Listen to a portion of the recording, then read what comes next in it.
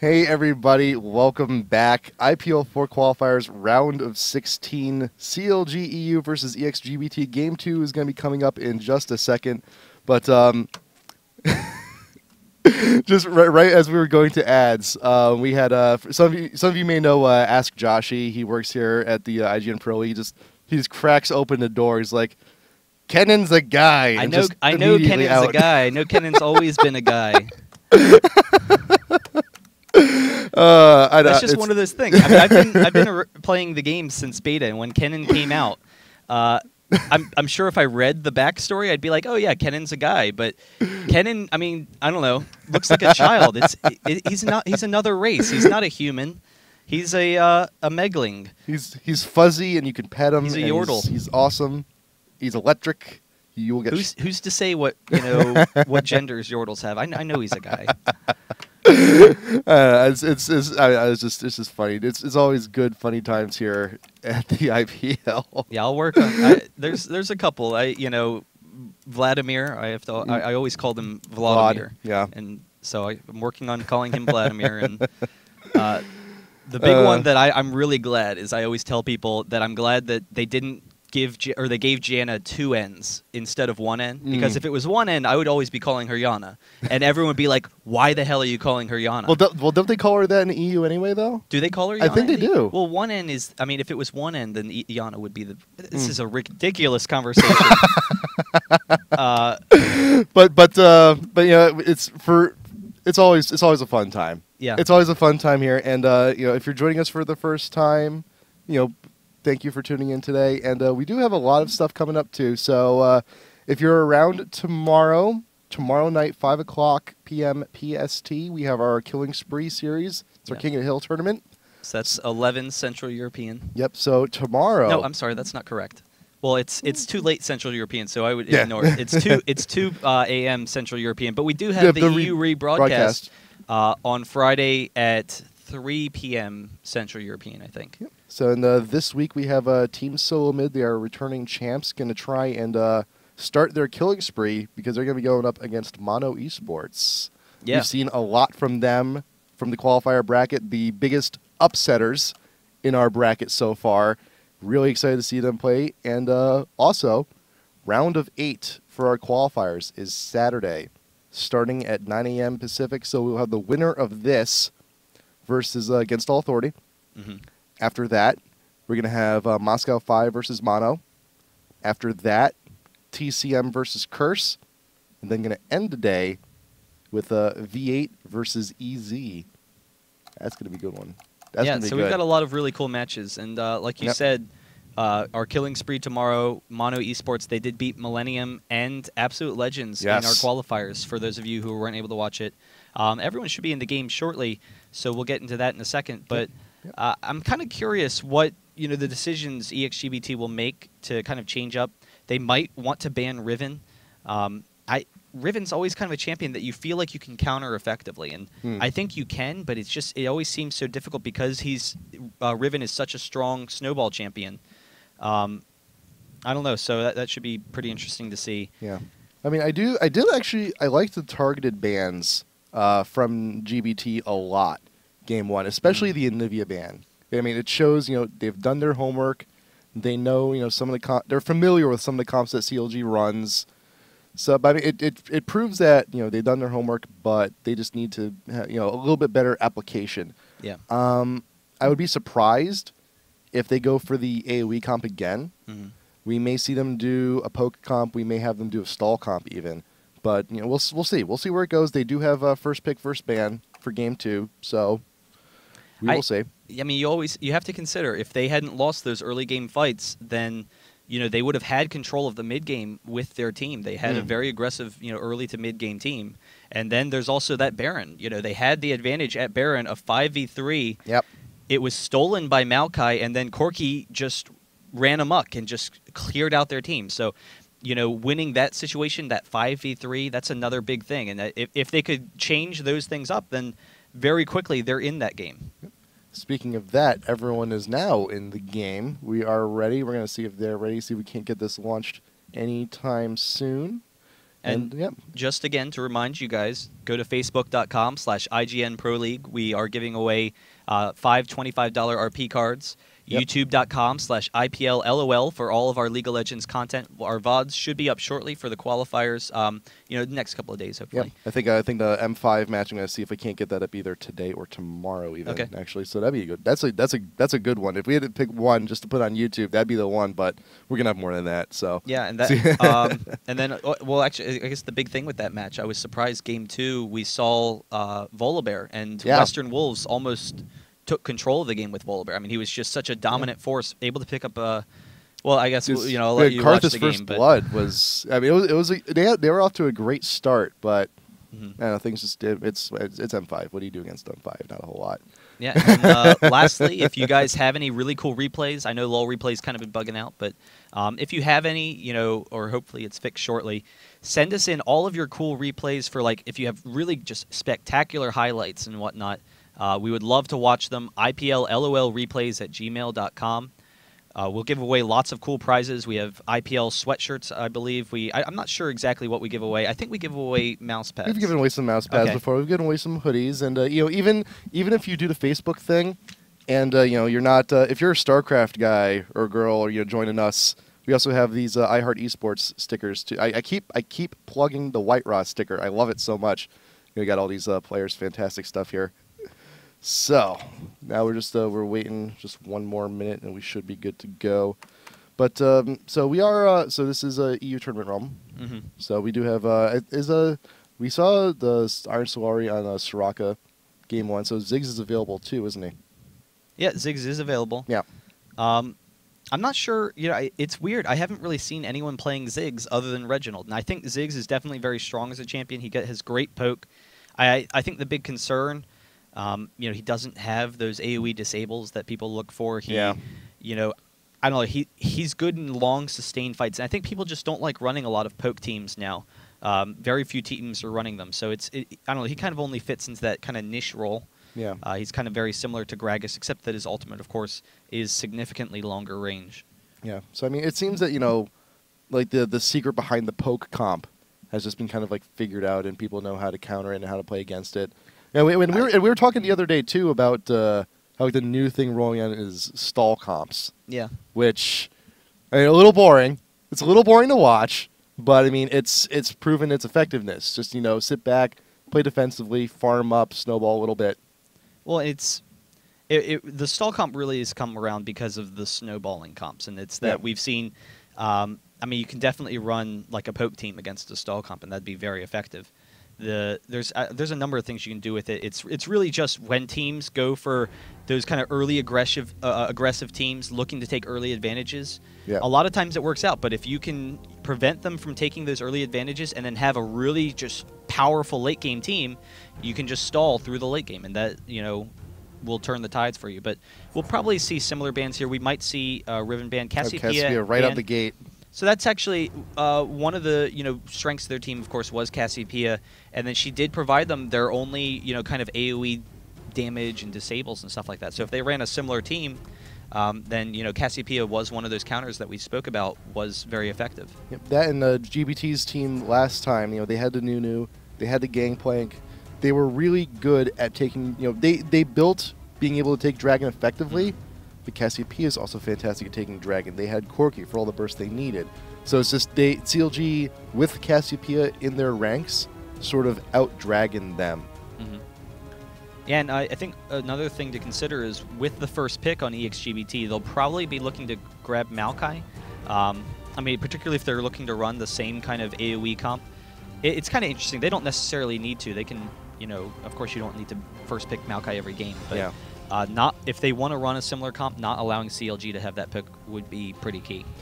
I just realized this just now. Last game, no ban or pick on Sona.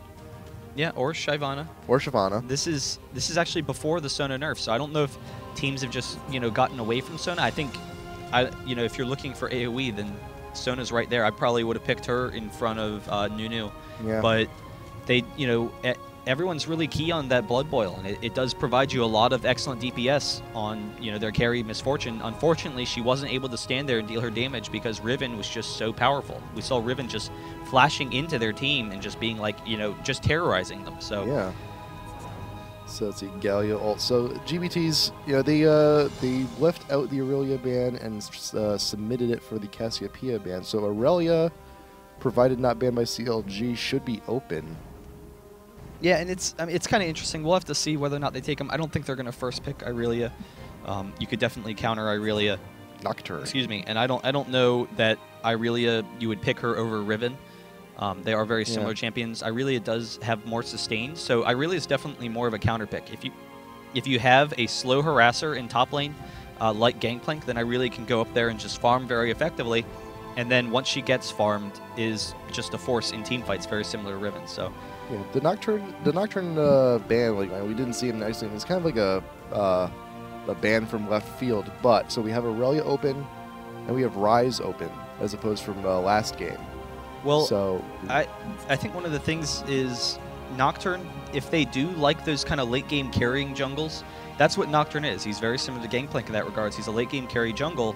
However, he provides more ganking opportunities. He can just gank from anywhere. We actually do see that first pick Irelia, and that's because Udyr's come out. And Udyr is that long sustained lane, so Irelia, you're not really going to harass down Udyr, so a pick like Riven would be kind of meaningless. Riven would farm very effectively, but Riven would never snowball off of Udyr. However, Irelia can just sit there and farm very effectively and be strong throughout the game. And then Maokai once again for CLG, so just a strong overall jungler, and it kind of negates the potential for an AoE comp from exGBT. I mean, I'm kind of surprised that GBT didn't just flat out ban Maokai. I mean, especially if they end up.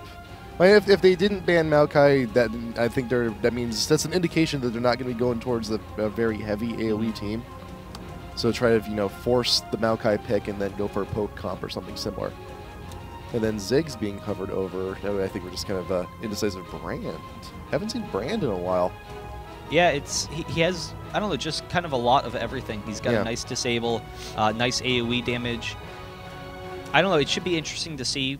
He is very strong in the laning phase. The single target damage is really key on Brand. Even though he is mainly an AoE caster, right now they actually have a very single target heavy team, though all of them have AoE, but they'll primarily be looking to pick people off. I'm kind of curious whether or not, I would assume Riven's going to go top lane and then Udyr in the jungle. And then Riven versus Irelia is actually in Riven's favor. Riven does have enough burst to take down Irelia. It's a pretty even lane. As long as Irelia can get the slow harass and sustain enough, then Irelia wins in the long laning phase, wearing down Riven. But I'm assuming both of them would start off with Cloth and 5 health pots. So Riven will be able to sustain against any damage Irelia has, and then has that excellent burst damage to potentially take her down. Kog'Maw and Janna being picked up by CLG. So there's the Kog'Maw that we've been seeing quite a bit of Kog'Maw too, both AD and AP lately. But yes, Urgot, yes, yeah, I'm a fan. And CLG's kind of picked themselves into that, and that's a lot of people are enjoying Kog'Maw and Janna down bot. A lot of situations you can usually farm bot lane pretty effectively. However, Kog is one of the weaker laners in the game, and Janna doesn't have a heal. So Janna is very strong at harassing in lane, but when you're on the defensive end, not so much. And Taric and Urgot is one of the most aggressive bot lane comps in the game. So if they can get some early ganks, then they could potentially pick up some early kills. But regardless, they might be able to zone out Yellow Pete and not allow him to farm, which could really hurt CLG in the long run. Since they do have that kind of carry comp, expecting Kog'Maw to have that single target damage and then have those heavy tanks in front of him. Ahri, definitely a strong pick. She will do very well against Brand, so it'll be actually interesting if she can pull the creeps to her tower and then try and zone Brand. She has the range advantage, so there is that potential. So see, now we're seeing like a poke comp versus poke comp. You know, both teams are looking to just single out one enemy, burst them down. So we're moving away from the AoEs. He's like, okay, that was last game.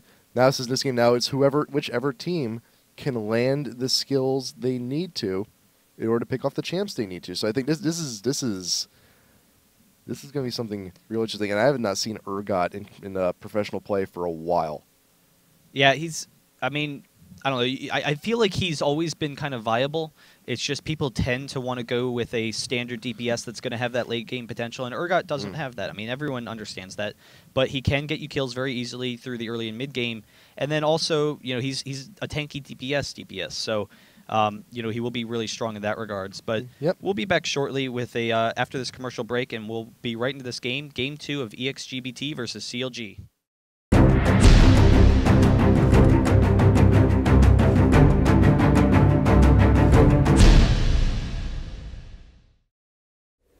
Welcome back, everyone. These are the IPL4 qualifiers. Last game in a round of 16. This is CLG.eu versus exGBT. We're going to game number 2. CLG is up 1 game. And I'm Hat Person. With me, as always, is the Red Baron. We're getting right into this game. Very excited. We got an Urgot. We got a Brand. We got a Kog'Maw. We have a lot of, you know, popular champs. We have a lot of underused champs. Really excited to see how these two poke comps end up turning out. Yeah, I mean, it should be pretty interesting. You know, Urgot, I definitely think is a pretty strong pick, and I think most, you know, competitive players would agree. I think the big thing is that he's one of those people or champions that's kind of going away from the norm, and people are kind of scared, you know, to do that. So exGBT, you know, going out there on a limb, we'll kind of see how it works for them. That bot lane should be pretty dominant, and I think the lane that I'm most excited to see, other than that bot lane, is top lane, and how all these lanes should be pretty interesting matchups. But Wicked, known for his Irelia, and should be at a slight disadvantage to Riven, but a lot of it will depend on how much, you know, jungle control we have, what kind of ganks we can get in there. So it should be pretty interesting to see how he handles that matchup. And then, of course, mid lane, you know, with Ahri versus Brand, Ahri definitely has the range advantage, and then still having that pick off. They both have great single target damage and disable. So there's probably there's a lot of potential for a lot of aggression there. I like the spread from both teams for these potential level 1s. Like everyone's like split off in pods, like, you know, 2, 1, 2, just like trying to. They have every base entrance covered. They're like, you know, no one's getting in here without without me knowing about it. It's interesting because they're both prepared for the invade. But, you know, when you're both, like, getting ready to defend for the invade, no one can, like, it's like a standoff. I like it. And I'm kind of surprised that exGBT isn't actually invading to try and go after Maokai here, because that would definitely slow him down quite a bit. They have a slightly stronger level 1 team in my mind. Yeah. You know, they do have a lot of aggression. I think the big concern is they want to have that early advantage in the lanes, and they're concerned that if they, you know, give up any early kills, the game's already over, and then they've lost this series. So a little hesitant there. They are coming in now probably to steal the red up top for Riven there, which would be absolutely devastating for Irelia, since Riven already has all that damage. We'll see whether or not Udyr takes it or not. And they are trying to kind of slow down this blue because, you know, they don't know where they are. But we did see the ward earlier. Oh, I thought Janna placed a ward. No, yep. She didn't. And any slowing down Maokai in the jungle by denying him blue hurts him immensely. He's really reliant on that blue to get the rest of the damage he needs off to get that first jungle clear out of the way. And I also noticed that Udyr started Tiger and not Phoenix. Yeah, so we're going for more single target damage on Udyr than the stick in the middle of the battle AoE fest that most Udyrs go. But Wicked right now top lane, I don't think we'd have the right approach here from Okade. I do not think we're going to be able to get this. Yeah, and I think he kind of saw the direction that Riven entered this lane, knowing that Udyr and them went and took that red buff. There it was just confirmed by Snoopy checking it out. So, you know, kind of expecting the early Udyr gank, you know, since the gank presence will be so key in that lane. Yep. So top lane and let's see, top lane. So Riven is pushing a little bit. They're just, I mean, they're actually doing pretty well for themselves so far. Just Riven's already has a burn, a potion to damage. But we were talking a little bit during the break about bot lane. Actually, Riven getting a little bit more aggressive. Actually, really wants to get the minions pushed. Really wants to put Aurelia at her tower. But she has no ward. She has no data where the Maokai's coming. But right now, mid Brand flashed in with the ignite on the Ahri, getting aggressive on Froggen, but not being able to finish the job. Yeah, he actually didn't use the ignite. That's just his regular spell. But if he had picked up the stun, that was not ignite. Yeah. If he had picked up the stun, which he almost did, he already had her hit with the E. He flashed in trying to get the Q there. That would have been a kill, but just barely missing that stun. Yeah. So that could have been huge to get that early advantage in mid lane. Yeah. But Ahri did start. Actually, both of them started out Boots potions, so they're looking to sustain a little bit longer than usual. They don't need the mana regeneration. I'm messing over my words already today. We're only in game 2. Jeez, they don't need the extra mana regeneration just quite yet. They just want to be able to stay in lane. So right now, stun going off on Kog'Maw from Taric, and wow, Urgot actually get quite a bit of damage off on Kog. He should have had a third there, and he just didn't throw it. That's kind of a little bit surprising. Yeah. But even so, you see the ranged harass that they have, and because Janna doesn't have a heal, it will be a very difficult lane. Kog'Maw probably could have actually gone cloth armor, but she definitely wants the movement speed to be able to run away from them if they're trying to engage. And I think the boots, not only for the sustain mid, but because they both have a lot of pick-off potential, it allows them to avoid those spell shots. Or those skill shots and not get picked off in that degree. We do have Udyr coming mid, but the excellent CV by Janna will keep track of him. See, now I'm waiting for Josh to come back with another sign. It's like it's not a she, it's an it. Kog'Maw. It's like it's not a she, it's an it. It's a Kog'Maw. It's a thing. It's a bug thing. Slimy. I don't know. Well, I didn't call Kog a she.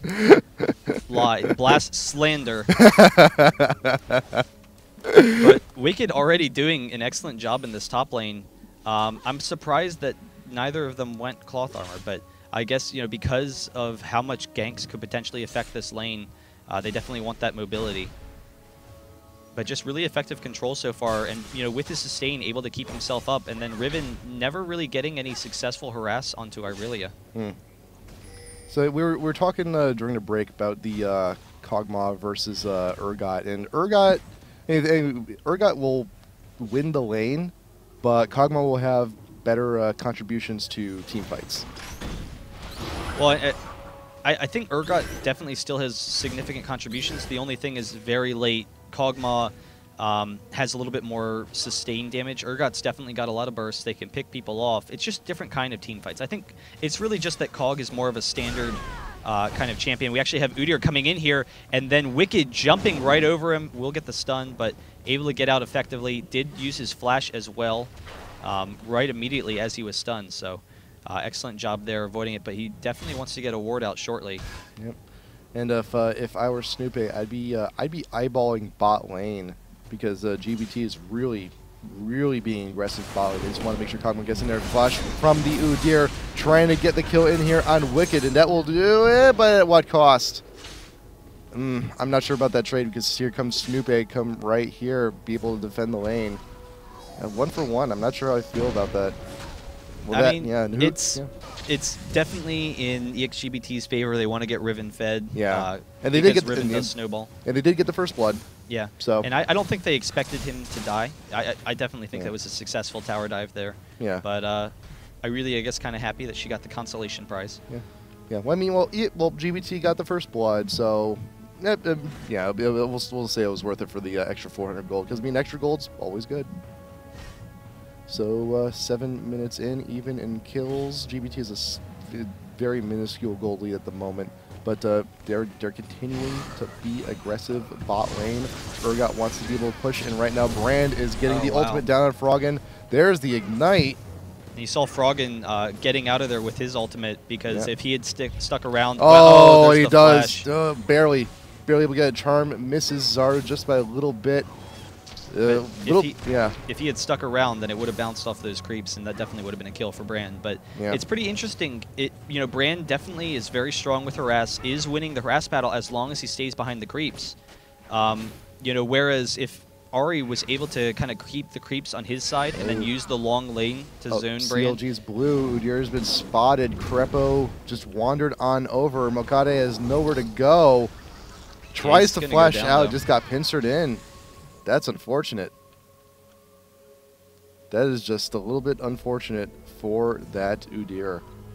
Yeah, and it's actually that Cog, the blue buff there, will help him farm significantly, better. Yeah. Ken just kind of spammed the ultimate for that farm. Just changing some video real quick to fix some things. So Yellow Pete did get the blue from that exchange, which was perfect because he was running on empty bot lane anyway. Now he can just go ahead and stay in lane for quite a large deal longer. Crepa doing it pretty well himself as well. And it's kind of interesting. Udyr is actually going for Wriggles, it seems. And I've seen that before, Tiger Udyr with Wriggles and the double Dorans. It does give you, some nice tanking potential early, but a significant amount of damage, particularly burst damage. And we see a lot there. Both teams are going for single target damage to kind of burst people down. Here we're starting to see Riven's strength in lane, but I've seen who was it? Sidco play it very effectively for Curse. So, it does have a lot of burst damage. We'll have to see how that works for them later. It does take you more items to get tanky than a Phoenix Udyr, but we actually have Froggen getting caught by Zaru here. Actually, Zaru taking a lot of damage. They're trying to get in this blue, and they will have the advantage here. We do have Maokai Twisted advancing in, but Froggen not able to get in. There he goes, jumping over the wall, able to pick up the kill. Wonderful ult from Froggen. Yeah, and I'm surprised they didn't actually go for that blue afterwards, but Maokai was low. Oh, and right bot lane, Urgot actually got the kill off on Crepo, just a little bit too far out. But the Yellow Pete does have the mana to fend them off in a 2v1. Yeah, and the burst damage is just so high. And then if Urgot switches places with Janna, she doesn't have any escape ability. She's, all of her abilities are to push you away, Whirlwind and Monsoon. And when Urgot's already on your side that you're trying to escape to, then there's not that potential anymore. So. Yep.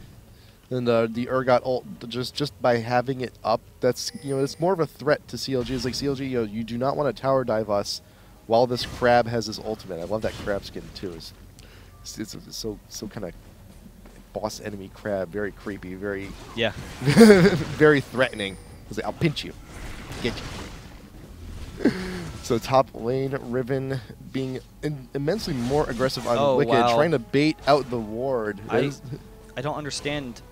Kiki's not using his abilities there. He probably could have gotten a lot more damage on Wicked while Wicked was out of position. Maybe he was concerned he was getting baited.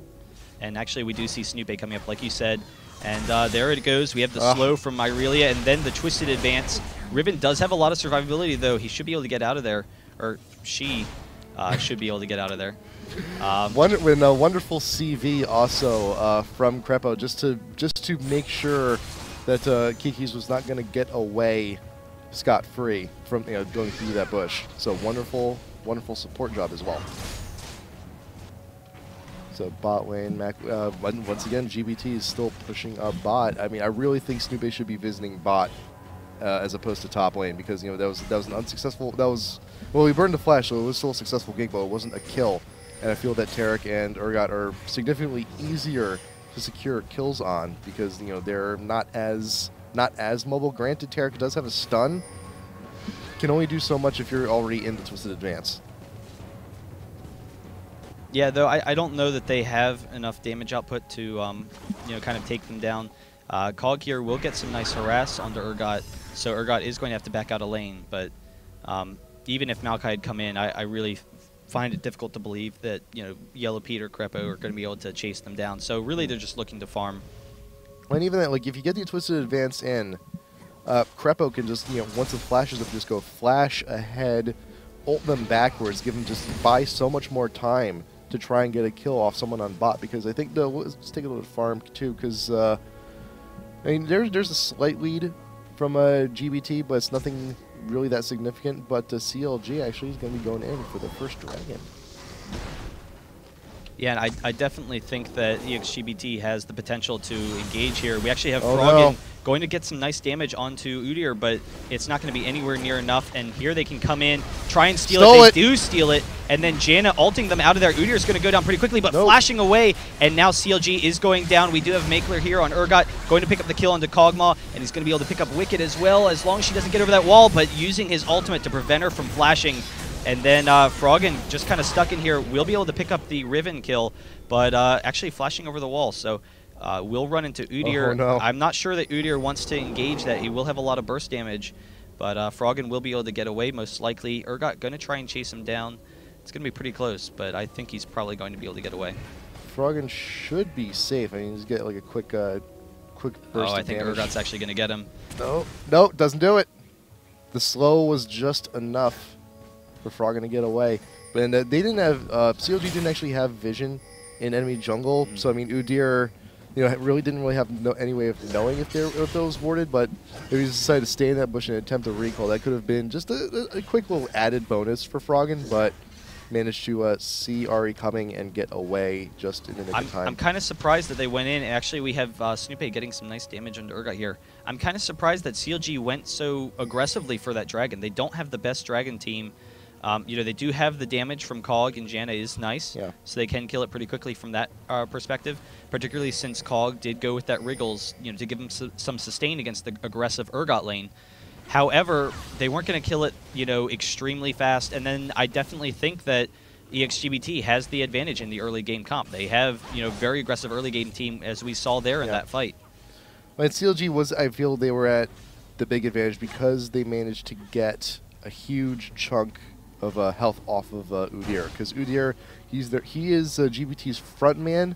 He's going to be charging in with Bear and Turtle, trying to tank as much damage. But if he's already chunked it half, there's not a whole lot you can do. And right now, Froggen actually getting the ult in on Zaro and Brand, and we'll just be able to melt him immediately. Nice. Yeah, and you could see there the excellent burst that Froggen has on Ahri, and the big concern, though, even though they chunked Udyr, that did give them a slight advantage. Ahri, she's got kind of long cooldowns.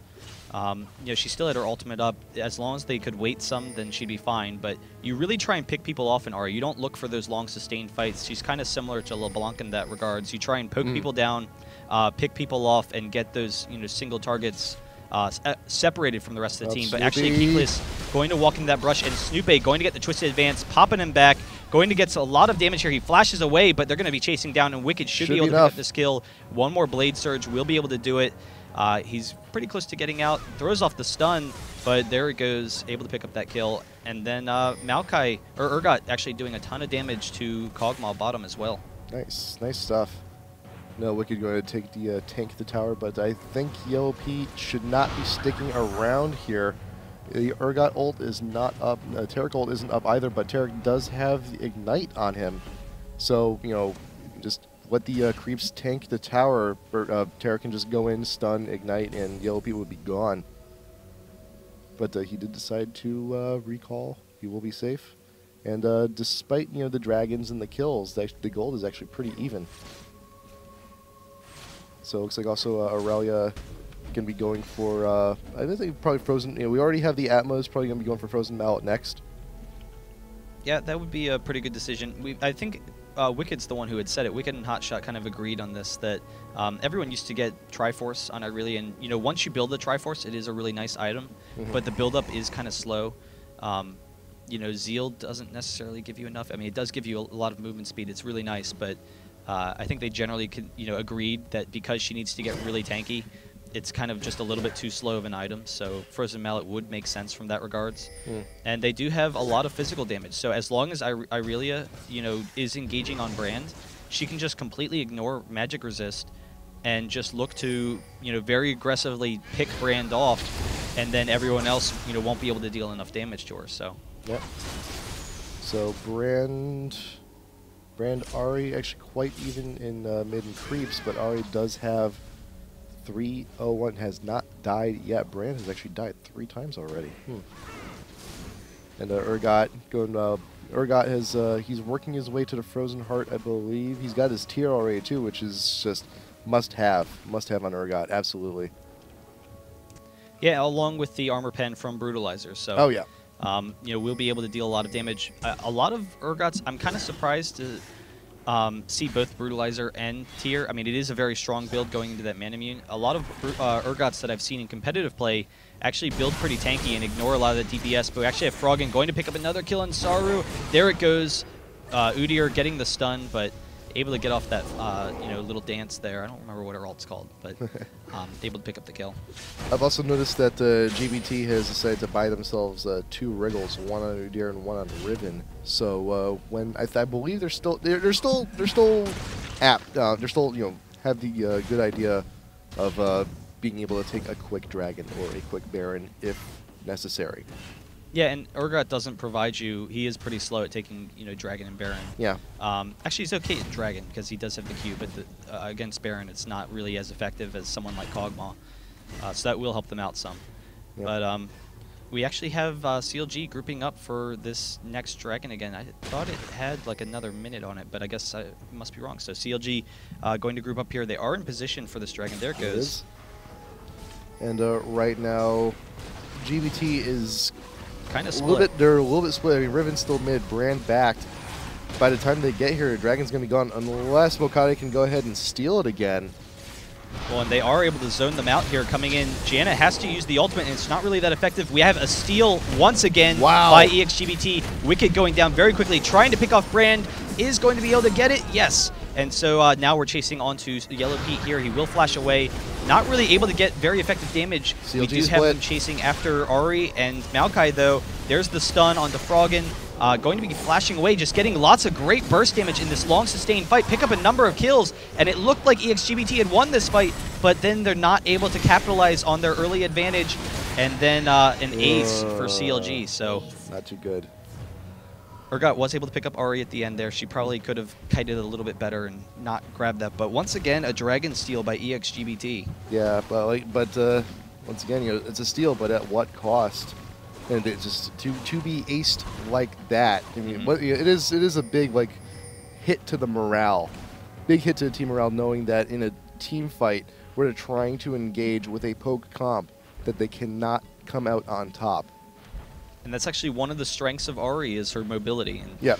We saw there they had completely destroyed CLG. I mean, they had won that fight by a large margin, and then just they weren't able to engage onto Ahri. They didn't have enough mobility to chase her down.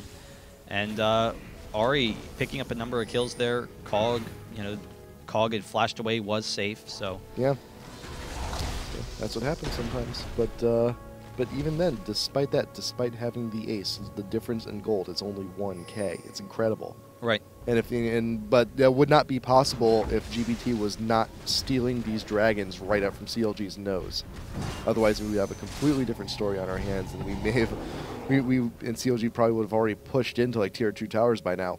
So I mean, GBT is doing a great job mitigating the lead that CLG is making for themselves, but they cannot keep this up forever because eventually we're going to stop going towards Dragon and heading towards Baron.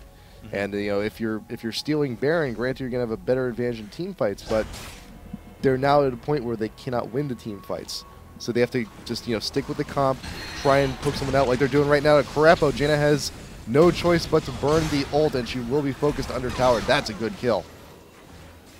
And yeah, didn't really expect Brand there, but Froggen actually able to pick up a kill on Udyr mid in the meantime. Yep. But lots of burst damage. I mean, they will have that advantage throughout the game, picking people off. If it goes too late, then CLG definitely has a really strong late game team. Once Irelia's tanky enough, we saw her going down very quickly in that last fight. And then once they can keep Yellow Pete alive, that's going to be really key. We saw none of the fights so far, Kog'Maw hasn't really been able to, be very effective at dealing damage. They're able to interrupt Kog'Maw very effectively. So as long as CLG can keep him alive, allow him to sit in the back and deal some damage, that'll also be a big boon to them in team fights. GBT needs to start wandering around a little bit. They need to start picking off players of CLG, recoup some of the gold, recoup some of the kills, possibly take the lead before next Dragon before we start hovering around, placing wards, and get ready to engage on Baron. Because right now, GBT not confident enough to win these team fights. Yeah, they could potentially try and bait a Baron.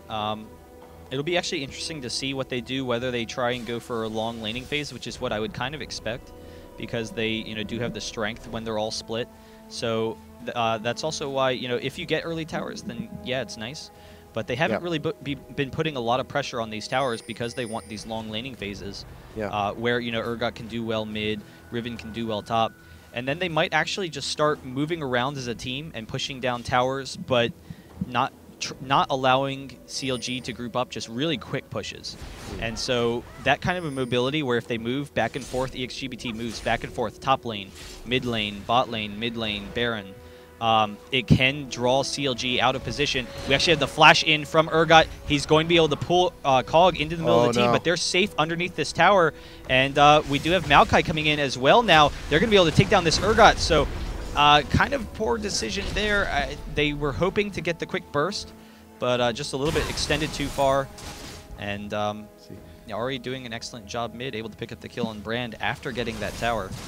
Yep, Janna just took the opportunity with Urgot coming in and just says, like, hey, you know what? I have my ult. You want to go for a ride? Sure, go this way.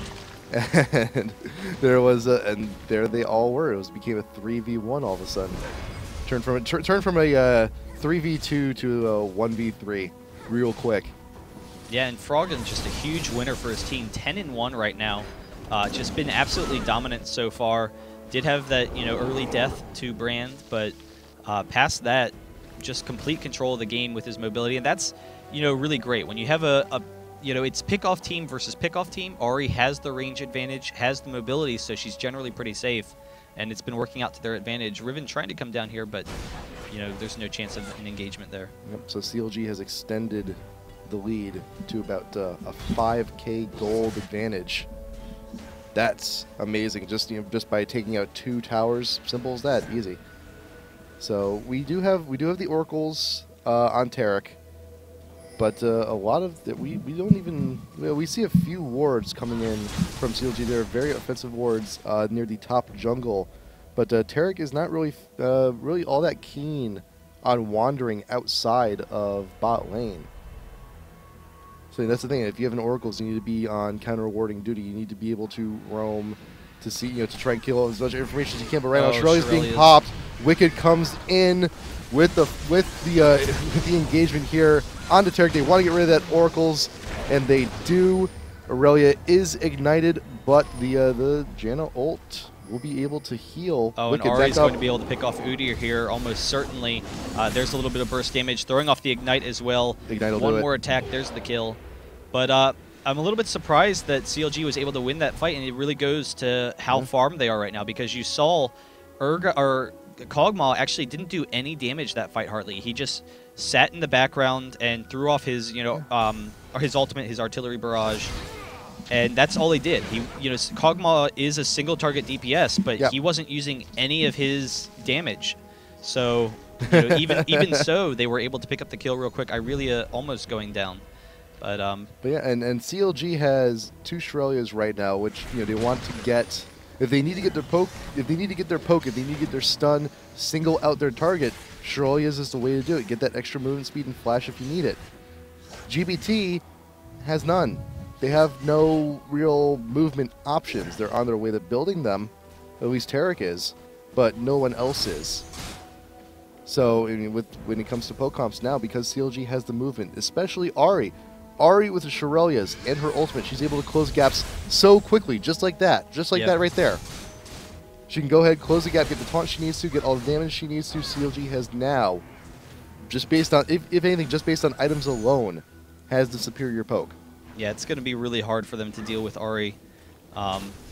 It's really just so fed at this point in the game. Yeah. A big thing you could have done early is, try and control that blue a little bit better. Udyr's going to try and get some damage on Wicked here, but you can see Wicked's already this strong and now going to be chasing down Udyr. Wow. Tanking that tower, doesn't really care. But yeah, if they could have controlled blue earlier, that could have helped them out some. They could, still, if they could pick people off and then start to control the blue and start to control things like Baron, then yeah, they've got a huge potential here. And they do have a very strong, team at picking people off. But Ari, I don't know, with that kiting capability, just a little bit too strong. And GBT's only real means of counter initiation is the Urgot ult, and wow, Livik actually being chunked quite a bit there. True damage, just a little bit too much.